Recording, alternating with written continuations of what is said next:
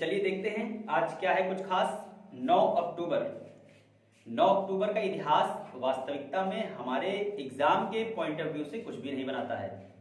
अगर थोड़ा सा देखा जाए तो मुंशी प्रेमचंद्र जी की आज पुण्यतिथि है, तो इसका कोई इफेक्ट हमारे पेपर में नहीं आने वाला है। ऐसा कुछ है ही नहीं जो हमारे पेपर में 9 अक्टूबर से क्वेश्चन ग्रुप में बन सके। मैंने फर्स्ट डे ही आपसे कहा था कि मैं एग्जाम के पॉइंट ऑफ व्यू को ही टारगेट करूंगा। तो क्या किया जाए आज, कुछ यानी कुछ नया सीखा जाए आज। तो मैं आपके लिए एक मजेदार जीएस को आसान करने का तरीका और जीएस को हम कितना इंटरेस्टिंग बना सकते हैं, कितना रुचिकर बना सकते हैं, वो देखिए। खेल खेल में कैसे हम बहुत से प्रश्नों को हम याद कर सकते हैं। तो आज का जो मेरा टॉपिक है वो है जीएस को आसान कैसे किया जाए। जीएस एक समग्र है, एक सागर है, इसको कैसे छोटे में हम समेटे। चलिए देखते हैं। मेरे पास आज मेरे पॉइंट में 3 टॉपिक यानी कि 3 चीजों को मैंने लिया है। पहले मैंने लिया है एक अंकों से कैसे याद करें, अंक एक पॉइंट लेते हैं। एक यहां पे है नाम, ठीक है, नाम से लेके चलते हैं। अब इन दोनों को अभी देखते हैं, उसके बाद फिर और आगे बढ़ते हैं। पहले इन दोनों को देखते हैं। अंकों की बात करते हैं तो आज के इस दौर में हर किसी के पास 2 फोन नंबर सबके पास है। 2 फोन या एक फोन में 2 सिम, डबल सिम सबके पास है, यानी कि 2 नंबर आप इस्तेमाल में ला रहे हो, ठीक है। मैं अंकों का प्रयोग किसी और के नंबर से नहीं कर रहा हूं, आपके अपने चैनल यूथ एकेडमी के ही नंबर को आपको दे रहा हूं, ताकि आप व्हाट्सएप के थ्रू भी अपने क्वेश्चन पुट अप कर सकें और हम उस पर भी वीडियो बना सकें आपके लिए, ठीक है। इसी से एक पंथ दो काज। आज का जो टॉपिक है वास्तविकता में इसका नाम मैंने यही रखा है, टैगलाइन एक पंथ दो काज, ठीक है। तो नंबर की बात करते हैं तो नंबर हमारा पहला लेते हैं। कोचिंग का जो पहला नंबर है वो है 73980761111। ये पहला नंबर है 73980761111। अब आप इसको पेयर में बना लीजिए। पहला पेयर, दूसरा पेयर, तीसरा पेयर, चौथा, ये 5वां, ये 6ठा और ये 7वां, फिर नीचे तीनों को मिला लीजिए तो एक और पेयर बनेगा, ठीक है। 9-10 पेयर हमारे पास बन गए। ऐसे ही हर किसी के नंबर में बना सकते हैं आप पेयर। होता क्या, देखो बात सीधी सी इतनी है ना, क्यों मैं ऐसा कर रहा हूं, क्योंकि हम जो है हम यूपी वाले करते क्या है, अगर हमें किसी के भी नंबर से मिस कॉल आ गया, मान लो हमारे फोन पे नंबर में इस नंबर से मिस कॉल आ गया या तुम्हारे नंबर से तुमने मिस कॉल कर दिया हमको, तो हम क्या कहेंगे, अब हम बिल्कुल भैया अपने यूपी स्टाइल में बोलेंगे, अबे लास्ट में 111 है, बहुत फोन करता है बे, बहुत मिस कॉल मारता है, साला बात करते हम है, जैसे हेलो बोलेंगे उसे फोन में काट देगा वो। पता नहीं कौन साला है, 111 लास्ट में उसके नंबर है। अब क्या भाई, सही बात है भाई, हमारे यहाँ पिताजी, माताजी, भाई बहन, दोस्त यार सबकी यही आदत है कि लास्ट वाला नंबर याद करते हैं। लास्ट में 49 था, लास्ट में 26 था, लास्ट में 50 था, यही देखते हैं। तो क्यों ना उसको हम अब नंबर ना याद करके उसको हम आर्टिकल कर देते हैं, ठीक है, आर्टिकल। तो देखो सबसे पहले ये 73 जो आर्टिकल है ये हमारे एग्जाम के पॉइंट ऑफ व्यू से काम का नहीं है। मैंने कहा ना, सबसे पहली चीज, अगर जिस दिन आप ये जान गए कि क्या हमें नहीं पढ़ना है, उसी दिन सिलेक्शन आपका होना तय हो गया। ये समझ लीजिए भाई मेरे, मैं बता रहा हूं कि अगर ये समझ में आपको आ गया कि क्या नहीं पढ़ना है, उस दिन समझ लीजिए सारा खेल खत्म। अब देखो 73 अगर हम कहें आर्टिकल की बात करें तो राष्ट्रपति की 72 में क्षमादान की शक्ति है, उसके बाद 73 आता है। ये उसी संबंधित है, उसी के खंडों संबंधित है, तो इसका हमें कोई भी प्रावधान हमें याद ही नहीं करना, हमें मतलब ही देखना इससे, हो या ना हो, ठीक है। अब आता है 30, ये 9, ये पेयर बना तो 39 वाला। तो जो ये 39 वाला पेयर बना है, मैं ऐसे मानता हूं 39 जो काम वाला है, ये 39 जो पेयर है इसके 4 खंड हैं, A B C D। तो एक खंड में कहता है, मैं लिखूंगा नहीं, सिर्फ स्पीच दूंगा, ताकि लिखने का मतलब है कि समय बर्बाद करना और कम समय में आपको बहुत ज्यादा ज्ञान अगर चाहिए तो आप स्पीच को सुनिए, लिखने से कुछ नहीं होने वाला, ठीक है। हाँ, पीडीएफ फाइल की अवेलेबल व्यवस्था करा दी जाएगी आपको, ताकि टेलीग्राम पर बहुत जल्द ही टेलीग्राम पर आपको पीडीएफ फाइल मिलता रहेगा। नंबर पहले ही दे दिया गया है, कोई दिक्कत की बात नहीं है, आने वाले समय में आपको ये सुविधा भी उपलब्ध हो जाएगी। तो 39 में कहा यह जा रहा है, इसका एक खंड कहता है कि राज्य में भौतिक संसाधनों का जो उपयोग है, बंटवारा है, वो राज्य सरकार अपनी सूझबूझ से करेगी, यानी कि एक सुनिश्चित भाव से करेगी, सबको समान मिल जाए, उसका संसाधन का संचय भी करेगी। अब बी कहता है समान कार्य समान वेतन, समान इक्वल वर्क इक्वल मनी। जैसे कि कहा जाता है कि मनरेगा में अगर महिला भी काम कर रही है पुरुष भी काम कर रहा है, और महिला उठाती है 5 किलो, पुरुष उठाता है 10 किलो, तो क्या करोगे आप? क्या पुरुष को अधिक वेतन दोगे, महिला को कम वेतन दोगे? ऐसा नहीं है, यही रूल है, कहा गया है 39B में कहा जा रहा है इक्वल वर्क इक्वल मनी। ऐसे सी है, ऐसे डी है, इससे हमें ज्यादा डीप में नहीं जाना है, सिर्फ इतना जान लीजिए कि हम आर्टिकल कैसे कन्वर्ट करते हैं, ठीक है। अब बात करते हैं, यहाँ पे 98 एक पेयर बन रहा था, 98 भी हमारे किसी काम का नहीं है, उसको भी हम नहीं लेके चलेंगे। फिर 80 पे आते हैं, 80 क्या है? 80 में देखते हैं, 80 हमारा राज्यसभा है। आर्टिकल 80 में राज्यसभा का उल्लेख किया गया, और राज्यसभा आप जानते हैं, राज्यसभा के बारे में आपको पता ही है कि राज्यसभा संसद का उच्च सदन है, अपर हाउस है, पता है ना इसका, तो आप इसको ध्यान रखिएगा। ये एक स्थायी सदन है, कभी भंग नहीं होती, वो आप जानते हैं। 6 वर्षों के लिए वहां के प्रतिनिधि चुने जाते हैं, सांसद 6 वर्षों के लिए होते हैं। तो वो राज्यसभा की बात करें, राज्यसभा आर्टिकल 80 में है।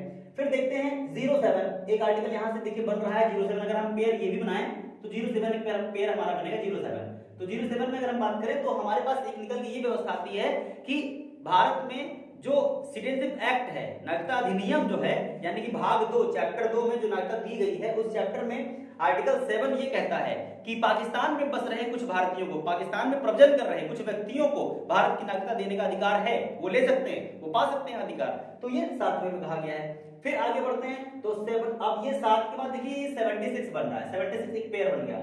ये अनुच्छेद 76 ये कह रहा है महान्यायवादी, ठीक है, attorney general of India, Bharat का महान्यायवादी। तो भारत के महान्यायवादी के बारे में कहा जाता है जो भारत की सरकार का वकील होता है। तो भारत की सरकार का वकील किस आर्टिकल में है? आर्टिकल 76 में है, ठीक है भैया। चलो आगे देखते हैं। अब यहाँ पे देखिए, अच्छा हाँ, यहाँ एक प्रश्न अच्छे से मैं पूछ लेता हूँ, आप कमेंट्स करिएगा कि भारत के पहले महान्यायवादी कौन थे, ठीक है। कमेंट्स मुझे इसका उत्तर मिलना चाहिए, ताकि मैं अगली वीडियो जब बनाऊं तो इसका उत्तर मैं दूंगा, ओके। चलो अब यहाँ पे देखते हैं क्या है, यहाँ पे आर्टिकल 61 क्या कहता है? 61 की अगर हम बात करें तो आर्टिकल 61 में महाभियोग की बात कही गई है। महाभियोग यानी कि राष्ट्रपति को हटाने की प्रक्रिया, एक प्रक्रिया है जिसे इंग्लिश में कहते हैं इम्पीचमेंट। महाभियोग प्रक्रिया जो है वो कहां से ली गई है? वो अमेरिका से ली गई है। अमेरिका इस बात की पुष्टि करता है कि राष्ट्रपति यदि अतिक्रमण करता है, संविधान का दोहन करता है, शोषण करता है, तो उसे उसके पद से हटाने के लिए महाभियोग प्रक्रिया लाई जा सकती है। हालांकि महाभियोग प्रक्रिया का जो उल्लेख है, यानी कि सबसे पहले महाभियोग लगाने की जो बात है, आर्टिकल 56A में कही गई है, ये बात ध्यान रखिएगा। सबसे पहले 56A में उल्लेख है, फिर आर्टिकल 61 में इसका पुष्टि की गई है, कैसे लगाएंगे, क्या प्रोसीजर होगा, ठीक। अच्छा अब देखो यहाँ पे आर्टिकल 11 कहता है, 11 बन रहा है और 111 बन रहा है, 2 बन रहा है ना भाई, 11 और 111। तो देखो 11 में क्या कहता है? 11 कहता है साफ साफ कि नागरिकता अधिनियम, यानी कि संसद के पास वो अधिकार प्राप्त है अनुच्छेद 11 के आधार पर कि वो क्या कर सकता है? विधि बना सकता है, संविधान को लेकर के, संविधान के आधार पर जो नागरिकता अधिनियम है, नागरिकता में विधि बना सकता है, कानून बना सकता है कि कौन कौन नागरिकता पाएगा, नहीं पाएगा, लेगा नहीं लेगा। तो संसद ने अब तक क्या काम किया है? आर्टिकल 11, यानी कि अगर हम इसकी बात करते हैं तो आर्टिकल ये जो 11 है, इसके आधार पर सबसे पहले उसने 1955 में अधिनियम बनाया, जिसे नागरिकता अधिनियम 1955 का नाम दिया गया, सिटीजनशिप एक्ट 1955, ठीक है। उसके बाद फिर एक अधिनियम आता है, ये आपका आता है 1986 में आता है एक, फिर उसके बाद 2003 में आता है, फिर 2005 में आता है, 2015 में आता है और 2019 में आता है, जिसे हम अभी कहते हैं CAB, देखा होगा आपने, ठीक है। तो ये हमारे पास ये अधिनियम आ गए। अब आता है लास्ट वाला 111 यानी कि तीनों को मिला ले 111 बन गया।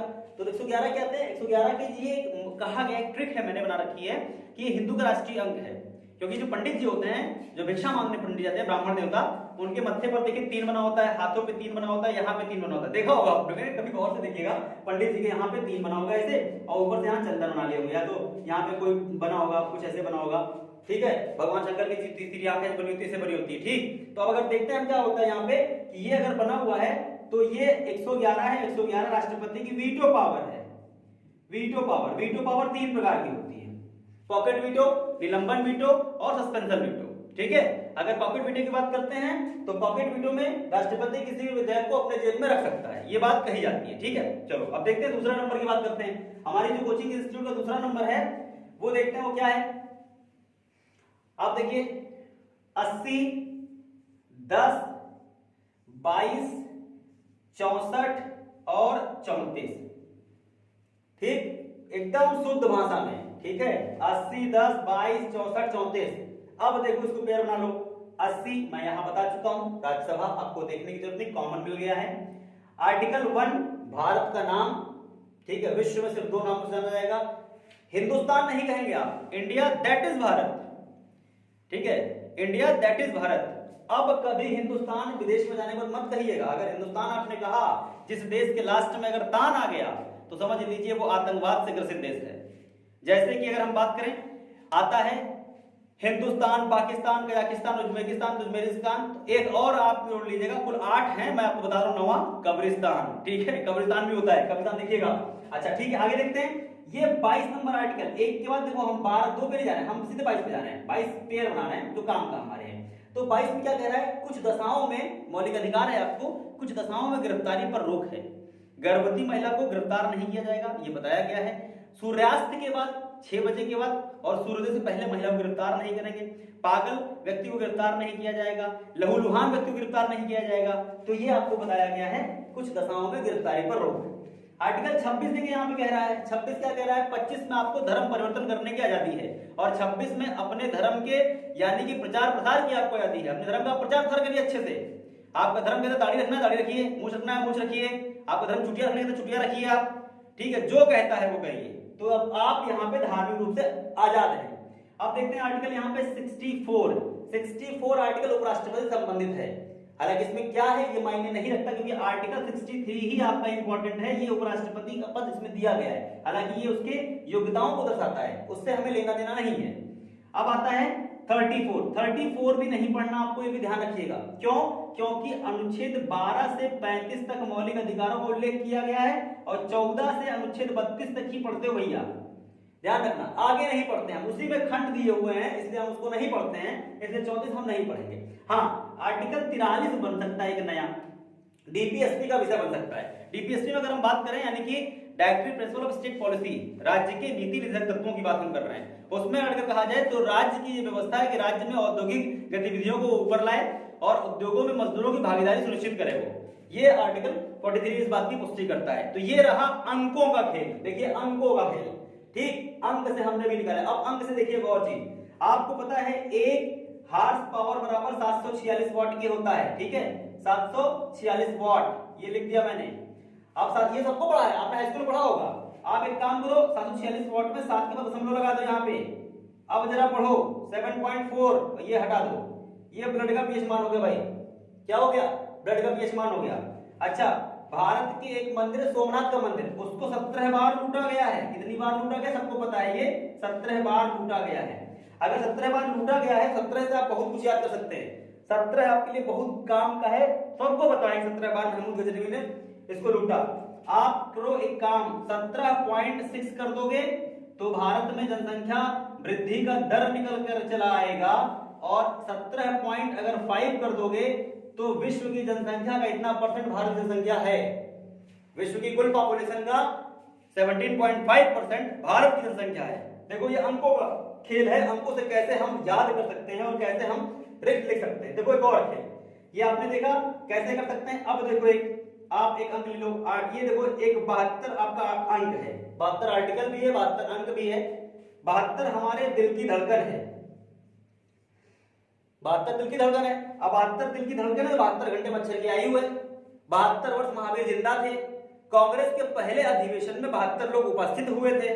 देखो 72 से कितना काम बन रहा है हमारा। ऐसे ही एक आपको मिलेगी गिनती 79 में अगर देखें तो महात्मा गांधी का ये जीवन काल है।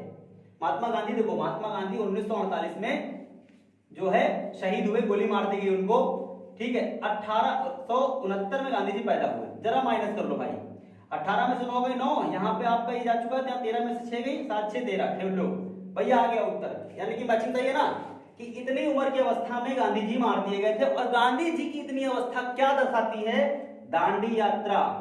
दांडी यात्रा में गांधी जी के साथ कितने लोग थे, उनके साथ उनको लेकर के 79, उनको छोटे 78। अच्छा रुको यही होल्ड रहना, दांडी यात्रा अगर आया है तो दांडी यात्रा कितने किलोमीटर की थी, प्रश्न अगर करें। दांडी यात्रा गांधी जी ने जो ये जन सैलाब लेके चले, चल पड़े जिधर रोडक पक, चल पड़े कोटी पक उसी ओर, ये जो पंक्तियां हैं दर्शाती हैं, तो कितने किलोमीटर गांधी चले थे।